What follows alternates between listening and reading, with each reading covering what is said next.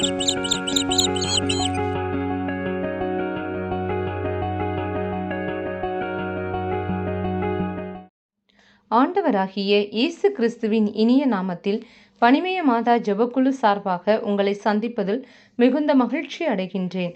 நாம் இன்று தியானிக்க எடுத்திருக்கும் திருவசனம் எசாயா அதிகாரம் 52 இறைவசனம் 3.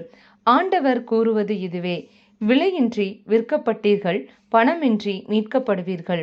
நாம் தியானிப்போமா?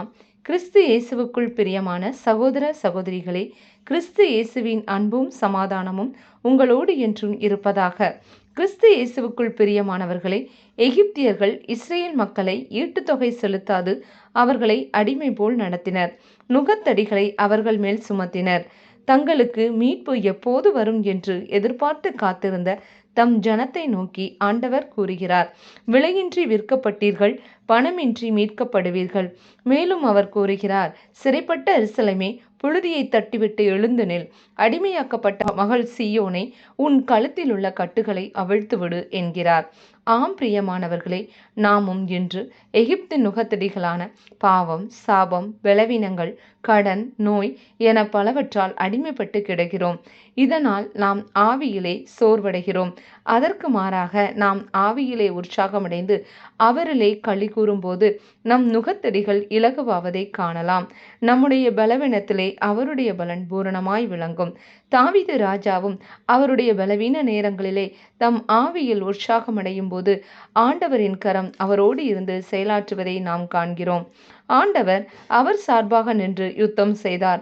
அவர் மேற்கொண்ட எல்லா காரியங்களிலும் அவர் ஜெயத்தை பெற்றுக்கொண்டார். ஆம் பிரியமானவர்களே, கர்த்தருக்கு காத்திருக்கிறவர்களோ புது பலனடைந்து கழுகுகளைப் போல செட்டைகளை அடித்து எழும்புவார்கள். அவர்கள் ஓடினாலும் இளைப்படையார்கள், நடந்தாலும் சோர்ந்து போகார்கள். இயேசு கிறிஸ்துவின் சிலுவை மரணம் உலகிற்கு தோற்று போனதாய் இருந்தாலும் ஆனால் அவருடைய உயிர்ப்பு உலகத்தை வெற்றி கொண்டது. ஆம் பிரியமானவர்களே, நமக்கு குறிக்கப்பட்ட நேரத்தில் அவர் நமக்கு அளித்த வாக்குறுதி நிறைவேறும். முடிவில்லாத மகிழ்ச்சி நம் தலைமேல் தங்கும். அக்களிப்பும் அகமகிழ்ச்சியும் நாம் அடைவோம். துயரமும் பெருமூச்சும் ஒழிந்து போகும். நாம் ஜெபிப்போமா? எங்களை தாயும் தந்தையுமாக வழிநடத்துகின்ற எங்கள் அன்பு தகப்பனே, இந்த அருமையான நாளுக்காக உமக்கு நன்றி செலுத்துகிறோம். எங்களுடைய எண்ணங்கள், ஏக்கங்கள், விருப்பங்களை அறிபவர் நீரே. திக்கற்ற பிள்ளைகளாகி எங்களுக்கு சகாயர் நீரே. எங்களை மார்போடு அணைத்துக் கொள்வீராக. நாங்கள் ஆவியிலே பலனடைந்து எங்கள் வாழ்க்கையில் உள்ள நுகத்தடிகளை முறித்து ஜெயத்தை எங்களுக்கு அருள்வீராக.